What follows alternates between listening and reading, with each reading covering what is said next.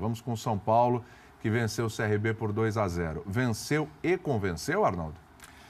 Convenceu, Sim. cara. Isso é incrível que pareça. bom. Convenceu. Ufa, hein? Primeira vez que você está falando isso aqui esse ano. Eu venho aqui armado. Não, hoje. eu acho assim, né? A gente normalmente vê futebol, ou geralmente vê futebol pelos resultados. Eu não achei que o São Paulo jogou mal contra o Santos, por exemplo, mesmo jogando com o seu time de estrelas completo, né? Com Sim. Cueva, Diego Souza e Nenê, uma formação de difícil realização. Todo mundo está falando disso, né? É muito difícil jogar. Mas o que aconteceu nesse jogo, a gente está vendo já o pênalti que o Cueva desperdiça no início, que poderia ser fatal pelo projeto de recuperação do time, foi um daqueles dias de coisas estranhas. Anúncio da escalação, Brenner como novidade, Diego Souza no banco ao lado do Nenê. Manutenção do Valdívia com o Brenner e Cueva e mais Marcos Guilherme, ou seja, um time leve. Tem um outro detalhe nesse time leve, a ausência do Jusilei, que é um jogador muito bom, que está machucado, mas também é um jogador lento. Então, saídas isso que eu falei, que eu gostei de São Paulo e Santos, a atuação do São Paulo. Sim. Daquele time que perdeu para o Santos por 1-0, para esse time, saíram Jusilei, Nenê e Diego Souza. São 3 jogadores e entraram jogadores de outras características. O São Paulo perdeu o pênalti no início com o Cueva. Antes disso, mais uma coisa daquelas coisas estranhas, o Sidão, goleiro titular, se machuca no aquecimento, no gramado, e o Jean, goleiro contratado do Bahia, por uma bagatela, entra como titular pela primeira vez e faz um bom jogo e participa de um dos gols com o pé, que é sua grande virtude. Faz o lançamento do Militão, o Militão dá no Cueva, recebe na frente, Exato. um gol belíssimo. Gol bonito, gol de passes, como eu gosto, rápidos, passe, porque é passe. E passe. drible. O goleiro, drible ali. A grande diferença desse São Paulo de hoje foi que, enfim, você viu um time jogar com velocidade. Isso, é isso mesmo. Não é isso? Quer dizer, o Dorival pôs hoje para jogar o time que ele tem na cabeça. Com o Brenner aberto, o Brenner participou magnificamente do primeiro gol. Era outro time. E eu fiquei me perguntando, na hora que o Cueva perdeu o pênalti, podia dar uma ziquezira, né? Podia. E aí, vamos dizer, culpa do Dorival. Ora, Cacilda, o cara vai perde um pênalti de novo. Então, exato. É culpa do Dorival. Agora, eu tô perguntando, para aqueles caras que estavam lá pedindo Luxemburgo, é mérito do Dorival essa vitória? Sim, não, eu acho que não é só dele. Eu também acho. Eu acho que é um mérito... Sim. Porque essa escalação só foi possível até agora com o respaldo da diretoria. E que, inclusive, manteve o Dorival, Raí e seus parceiros, Blue Caps.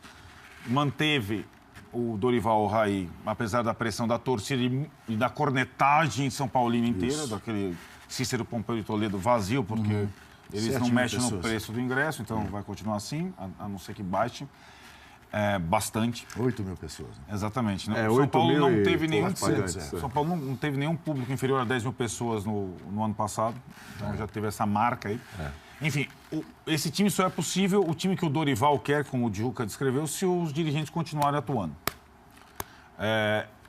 Os dois ficaram no banco hoje, Nenê e Diego Souza, se comportaram bem, não entraram bem no jogo, não deram entrevistas depois da partida e vão ser problemas. É isso que é o terrível. É O isso. futebol é assim, o futebol brasileiro é assim.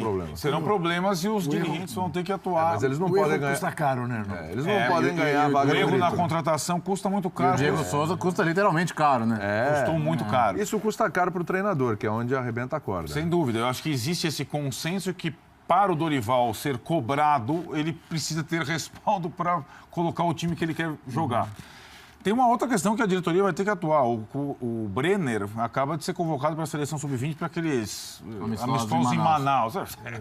Se liberar o Brenner para jogar amistoso em Manaus, entendeu? São coisas que são detalhes para uma equipe engrenar, ter uma mínima sequência. E acho que o São Paulo não fez o serviço completo, que era eliminar a possibilidade da reviravolta no jogo de volta. 3-0, 4-0.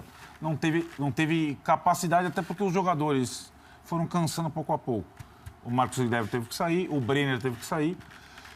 E no final do jogo, a coisa só não foi pior porque o CRB perdeu uma chance clara, mas os veteranos que entraram, eles não conseguiram manter o ritmo da equipe. A coisa só melhorou quando o Paulinho Boia, que é um dos jovens jogadores, entrou e deu uma opção de velocidade no contra-ataque. Eu não sou um defensor exclusivo. Eu não acho que o jogador precisa correr 100 metros em 9 segundos, como tem muita gente que acha. Acho que a árbitro tem que correr... A bola corre. Não precisa...